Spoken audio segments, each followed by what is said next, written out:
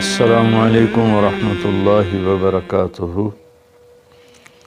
الحمد للہ رب العالمین والصلاة والسلام علی سیدنا و مولانا محمد وعلی آلہ واصحابہ اجمعین، اما بعد۔ فقال اللہ سبحانہ وتعالی شہر رمضان الذی انزل فیہ القرآن هدى للناس وبينات من الهدى والفرقان من شهد منكم الشهر فليصم۔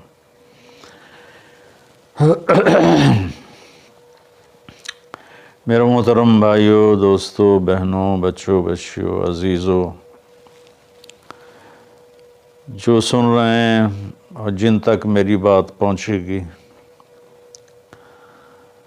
رمضان کی آمد ہے تو اللہ تعالیٰ نے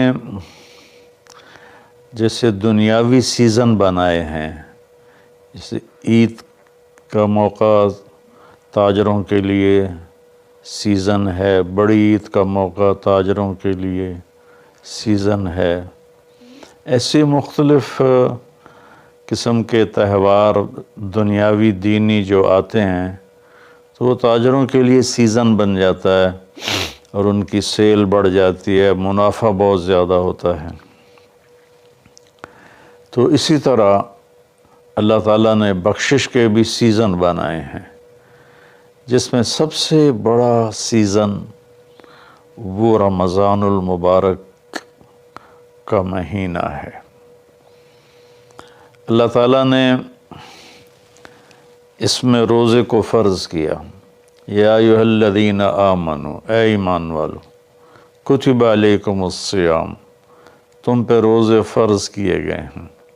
روزہ چونکہ اوکھا عمل ہے، خاص طور پہ لمبا روزہ گرمیوں میں، تو اس کو ہلکا کرنے کے لیے اللہ نے کہا ما کتب علی الذین من قبلکم، کہ تم گھبراؤ نہیں، تم سے جو پہلے تھے ان پر بھی ہم نے روزہ فرض کیا تھا۔ اور میں تھوڑی وضاحت کر دوں، ان کا روزہ ہم سے بہت مشکل تھا۔ ان کا روزہ 24 گھنٹے کا ہوتا تھا، افطاری سے افطاری، سحری کوئی نہیں۔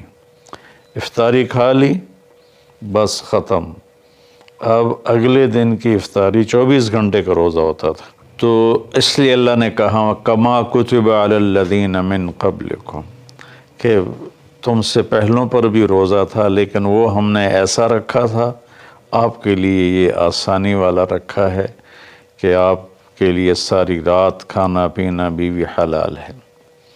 پھر آگے ایک خوشخبری سنائی لعلکم تتقون، کہ اللہ کی طرف سے جب لعل ہوتا ہے تو وہ یقین کے معنی میں ہوتا ہے، انسان کی طرف سے جب لعل ہوتا ہے تو شک کے معنی میں ہوتا ہے۔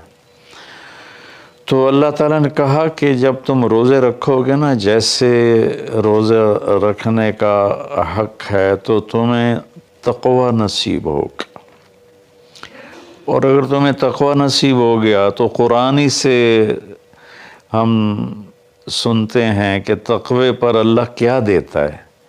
من یتق اللہ یجعل لہ مخرج ویرزقہ من حیث لا یحتسب، کہ جو تقوی اختیار کرتا ہے اللہ اس کے لیے ہر تنگی سے راستہ نکالتا ہے۔ جیسے آج کل کی ٹینشنیں اور بے شمار قسم کے ڈپریشن اور ایک دنیا کی دوڑ نے ہماری لائف کوالٹی بہت خراب کر دی ہے۔ چیزیں بڑی اعلیٰ ہو گئی ہیں، سواریاں بڑی اعلیٰ ہیں، لیکن لائف اٹ سیلف کوالٹی اس کی بڑی پور ہو گئی ہے، بہت خراب ہو گئی ہے۔ تو اللہ تعالیٰ فرماتا ہے کہ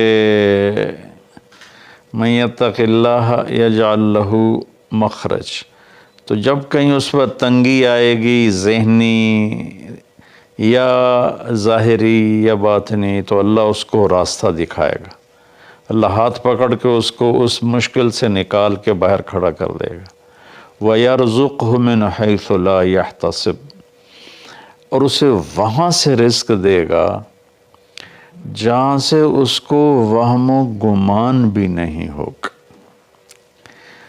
تو حضرت مقداد رضی اللہ تعالیٰ عنہ پیشاب کرنے بیٹھے، فاقے سے بے حال تھے، ایک چوہا اپنی بل سے نکل اور 1 دینار اس نے باہر رکھا، پھر 2، پھر 3، پھر 4، یہاں تک کہ 19 دینار اس نے اپنی بل سے نکال کر ان کے سامنے رکھ دیے۔ وہ بڑے حیران پریشان ہوئے، یہ کیا ہوا؟ انہوں نے وہ استنجے سے فارغ ہو کر وہ اٹھائے اور اللہ کے نبی کے پاس لے کر آئے، یا رسول اللہ یہ میں پیشاب کرنے بیٹھا ہوں اور چوہے نے یہ 19 دینار میرے آگے رکھ دیے۔ تو آپ نے فرمایا رزق ساقہ اللہ علیک، یہ اللہ کی طرف سے تیرے لیے رزق کا سامان بنا ہے۔ پھر آپ نے یہ آیت پڑھی، من یتق اللہ یجعل لہ مخرج ویرزقہ من حیث لا یحتسب، جو تقوی اختیار کرتا ہے اللہ ہر تنگی سے راستہ دکھاتا ہے اور وہاں سے رزق دیتا ہے جہاں سے وہم و گمان بھی نہ ہو۔ اور اللہ کے دینے کے تو بے شمار راستے ہیں، اللہ کے دینے کے لامحدود راستے ہیں۔ تو پیسہ نہیں ہوگا تو کام کیسے بنے گا، کاروبار نہیں چلے گا تو روٹی کہاں سے کھائیں گے، وہ اللہ نے اپنے ذمے لیا ہوا ہے۔ ہماری ذمہ ہے کہ ہم سبب اختیار کریں اور تقوی اختیار کریں، رزق اللہ وہاں سے دے گا جہاں سے وہم و گمان بھی نہیں۔ تو تقوی پر من یتق اللہ یجعل لہ من امرہ یسرا۔ پھر دوسری اللہ تعالیٰ خوشخبری یہ سناتے ہیں کہ جو تقوی اختیار کرتا ہے نا، اللہ اس کے کاموں کو آسان کر دیتا ہے۔ اوروں کے لیے وہی کام مشکلات میں گھرا ہوتا ہے اور اس کے لیے مکھن سے بال کے نکلنے کی طرح اللہ اسے آسان فرما دیتا ہے۔ تیسرا تقوی کی جو فائدہ اللہ بتاتے ہیں، من یتق اللہ یکفر عنہ سیئاتہ ویعظم لہ اجرا، جو تقوی اختیار کرتا ہے وہ کو یہ نہیں کہ اس سے گناہ نہیں ہوتا، اس سے بھی گناہ ہوتا ہے۔ ہمارے ہاں یہ بڑا عجب تصور ہے کہ اگر کسی نے داڑھی رکھ لی، تبلیغ میں چلا گیا یا عالم بن گیا، بس اس سے تو کوئی گناہ ہونا ہی نہیں چاہیے، اور ہم جو مرضی کرتے پھریں، ہمیں تو کوئی پوچھ نہیں، ہم دنیا دار ہیں۔ تو یہ بڑی گمراہی ہے۔ سوائے نبیوں کے کوئی بشر خطا سے پاک نہیں ہے، چاہے وہ کتنا ہی بڑے مرتبے والا ہو۔ خطا ہر انسان کے ساتھ لگی ہوئی، بلکہ وہ انسان ہی نہیں جس سے خطا نہ ہوتی ہو۔ تو اللہ تعالیٰ کہتا ہے یکفر عنہ سیئاتی، جو تقوی اختیار کرتے ہیں وہ اپنے گناہوں پہ نادم ہوتے ہیں، توبہ کرتے ہیں، تو اللہ تعالیٰ کہتا ہے ہم ان کے گناہوں کو مٹا دیتے ہیں۔ معاف کرنا نہیں کہا، یکفر مٹا دینا، ایسا مٹا دیتے ہیں جیسے زمیندار زمین میں بیج کو ڈالتا ہے اور وہ بیج میں اس کو زمین میں چھپاتا ہے اور پھر وہ بیج فنا ہو جاتا ہے اور اس سے ایک نیا پودا نکل آتا ہے، ایک نئی جان نکل آتی ہے۔ ایسے اللہ تعالیٰ فرماتے ہیں، یہ نہیں کہا کہ یغفر لہم، اللہ تعالیٰ فرماتے ہیں، یغفر کا مطلب ہوتا ہے چھپا دینا، اور یکفر کا مطلب ہوتا ہے صفائی کر دینا، مٹا دینا۔ اللہ ان کے گناہوں کو مٹا دیتا ہے کہ یہ جو کرامن کاتبین لکھ رہے ہیں نا، وہ ان کی کاپیوں سے بھی غائب کر دیتا ہے۔ تو اور دوسرا کام کیا کرتا ہے، یہ ویعظم لہ اجرا، اور اللہ تعالیٰ اس کا اجر عظیم کر دیتا ہے۔ جب اللہ عظیم کرے گا تو اس کی شان کیا ہوگی۔ تو رمضان اللہ تعالیٰ نے ہمیں ایسی بڑی محنت، ایسی بڑی دولت دی ہے اپنی آخرت کو بنانے کے لیے۔ اس میں جسمانی صحت بھی ہے اور اس میں روحانی صحت بھی ہے۔ اس میں جسمانی صحت بھی ملتی ہے اگر روزے کے مقصد کو سمجھ کے کھانا پینا رکھا جائے، اور روحانی صحت بھی ملتی ہے کہ جتنا جسم پہ فاقہ آتا ہے، نفس میں روشنی پیدا ہوتی ہے، دل روشن ہوتا ہے۔ امام غزالی رحمۃ اللہ علیہ کا فرمان ہے، جس دن بھی میرے اوپر فاقہ آیا، میرے اوپر علم کا نیا دروازہ کھلا۔ تو اللہ تعالیٰ نے اپنے کرم سے ہمیں یہ مہینہ دیا، شہر رمضان۔ شہر عربی میں مہینے کو کہتے ہیں، اور شہر کا اصل مطلب ہے شہرت۔ تو مہینے کو شہر مشہور اس لیے کہتے ہیں کہ ہر مہینہ اپنے آپ ہی اپنی شہرت بناتا ہے۔ بھئی ابھی رمضان آ رہا ہے، بھئی اب شوال آ گیا ہے، یا جنوری آ گیا ہے، فروری آ گیا ہے، اور اس کے ساتھ ہمارے بے شمار دنیاوی کام لگے ہوتے ہیں۔ بھئی جنوری میں یہ میٹنگ ہے، فروری میں یہ میٹنگ ہے، مارچ میں وہاں جانا ہے، اب اپریل میں ادھر آنا ہے۔ تو ہماری بہت ساری باؤنڈنگ ہوتی ہے مہینوں کے ٹائمنگ کے ساتھ، اس لیے یہ مشہور ہوتے ہیں۔ تو اس شہرت کی وجہ سے مہینے کو عربی میں شہر کہتے ہیں، مشہور شے۔ تو اللہ تعالیٰ کہتے ہیں شہر رمضان۔ پھر اس میں ایک عجب بات بتائیے، اس میں روزے کی فضیلت اس مہینے کی نہیں بتائی، اس میں قرآن کی فضیلت بتائیے۔ الذی انزل فیہ القرآن، روزے کا ذکر بعد میں کیا ہے اور قرآن کا ذکر پہلے کیا ہے کہ اب اپنی روح کو، اپنے روحانیت کو زندہ کرنا چاہتے ہو تو اس مہینے میں ہم نے قرآن کو اتارا۔ الذی انزل فیہ القرآن، جس میں ہم نے قرآن کو اتارا۔ 6 رمضان کو موسیٰ علیہ السلام پہ تورات اتری، اور 13 رمضان کو عیسیٰ علیہ السلام پر انجیل اتری، اور لیلۃ القدر میں ہمارے نبی پر قرآن اترا، اور 9 رمضان یا 10 کو داؤد علیہ السلام پہ زبور اتری۔ سارا آسمانی علم اللہ نے اس مہینے میں اتارا کہ مشقت کے ساتھ علم جڑا ہوا ہے، اور فاقے میں روح میں ایک روحانیت پیدا ہوتی ہے، تو اس سے اللہ تعالیٰ کی طرف سے وہ بہت کچھ ملتا ہے۔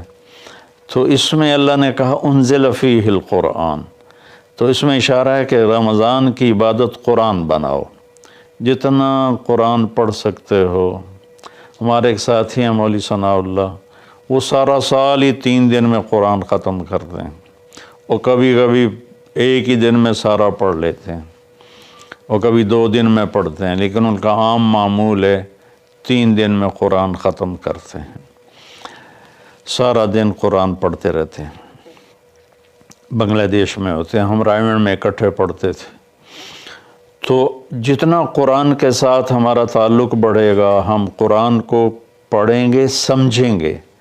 ہم نے صرف قرآن کو ختم کے لیے رکھا ہے، جی مولوی صاحب آ جاؤ ختم پڑھ دو، انہوں نے چند آیات رٹی رٹائی ہوئی ہیں، وہ آیات پڑھ دیتے ہیں، ختم ہے۔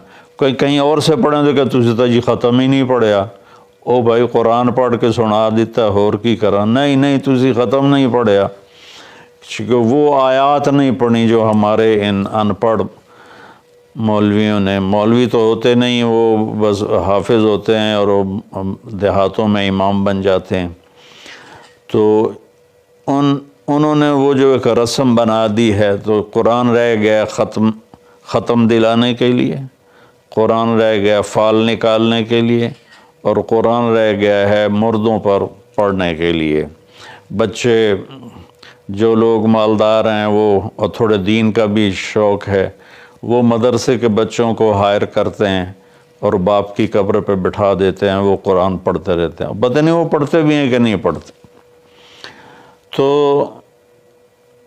قرآن پڑھیں، قرآن کو سمجھیں، روزانہ 1 صفحہ ترجمے کا پڑھ لیں، اور پورے قرآن کو اس طرح پڑھیں، آپ پر حقیقت کھل جائے گی کہ اللہ کیا کہہ رہا ہے، اور ممبر سے ہمارے خطیب حضرات کیا کہہ رہے ہیں، اللہ کس چیز کی دعوت دے رہا ہے، ہمارے خطیب کس چیز کی دعوت دے رہے ہیں، آپ پہ قرآن کھل جائے گی۔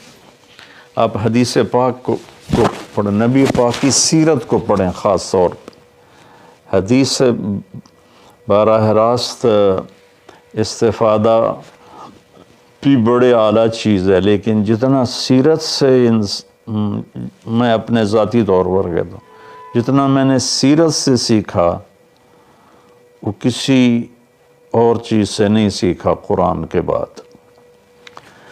تو نبی پاک کی سیرت کو پڑھیں، قرآن کو پڑھیں، اپنے دنیاوی کام مختصر کر دیں، اپنے ملازموں کی ڈیوٹیاں بھی مختصر کر دیں، آپ کو اس کا اجر ملے گا، ان کے روزے رکھنے کا اجر ملے گا، اور ان کی تنخواہ بڑھا دیں، ان کی ڈبل تنخواہ کر دیں اس مہینے میں، تاکہ وہ کھلے ہو کر روزے رکھ سکیں، بچوں کو روزے رکھوا سکیں۔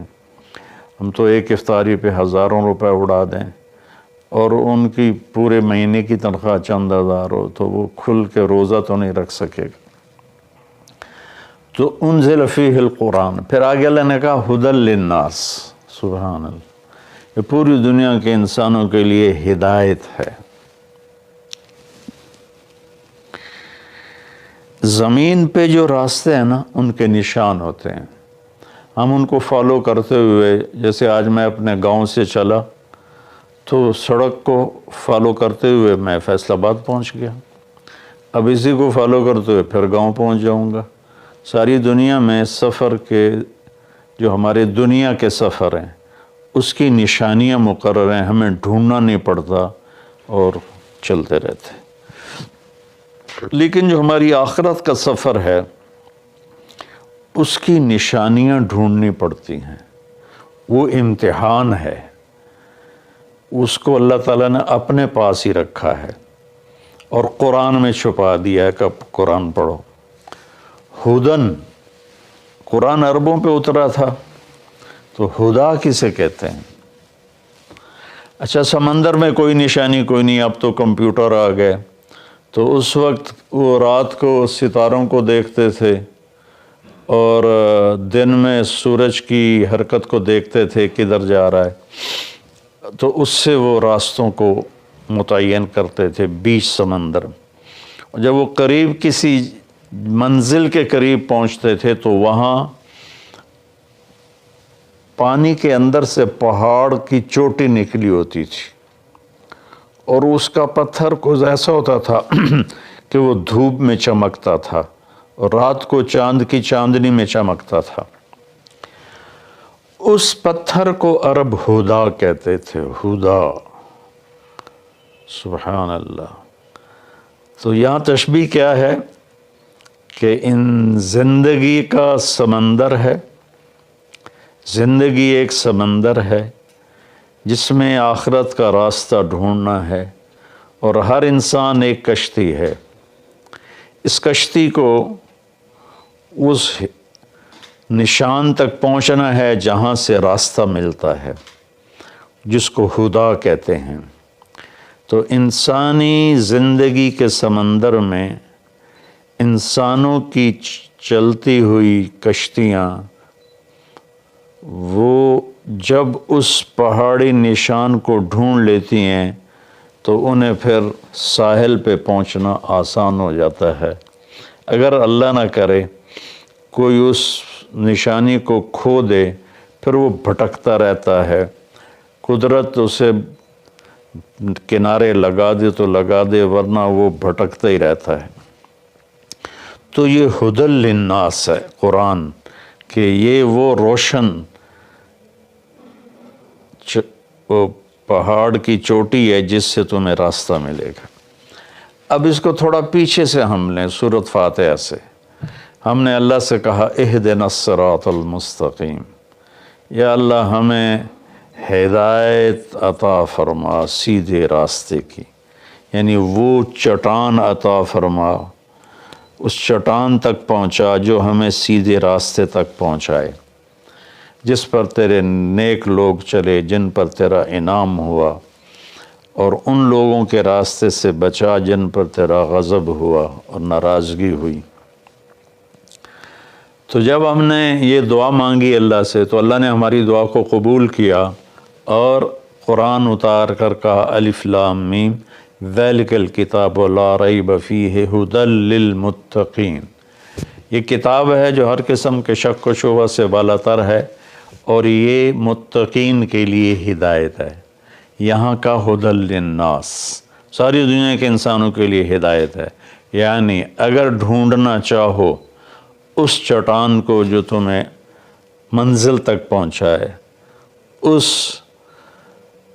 خوبصورت چیز کو جو تمہیں اللہ تک پہنچائے، تو وہ قرآن ہے۔ ذالک الکتاب لا ریب فیہ۔ اور خاص طور پر جو تقوی اختیار کرے گا اسے اس قرآن سے راستہ ملے گا، وہ اس کو پہچان کر چلتے چلتے چلتے چلتے اللہ اس کے رسول کے دربار میں کامیابی سے پہنچ جائے گا۔ تو ہمارے بر صغیر میں قرآن کے ساتھ اٹیچمنٹ کوئی نہیں۔ یہ مختلف بزرگوں کی کتابیں لکھی پڑھی ہیں، ان کی سیرت، لکھنے والا کون ہے، اس میں جو واقعہ ہے وہ کہاں سے نقل کیا ہے، اس کی کوئی سند نہیں۔ ایک بزرگ تھے، وہ 25 سال جنگلوں میں خاک چھانتے رہے، سرے سے شریعت نبوی کے خلاف واقعہ ہے کہ میرے نبی نے رہبانیت نہیں سکھائی، اور ان کی شان بیان کرنے میں یہ واقعہ میں نے بھی پڑھا کہ 25 سال جنگلوں کی خاک چھانی، شہر میں ہی نہیں گئے، تو یہ تو عیسائی راہبوں سے بھی بڑھ گئے۔ لا رہبانیت فی الاسلام، اسلام میں کوئی رہبانیت نہیں۔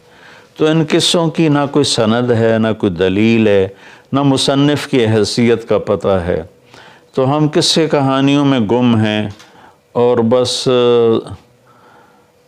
قرآن پاک کے ساتھ بے وفا ہیں۔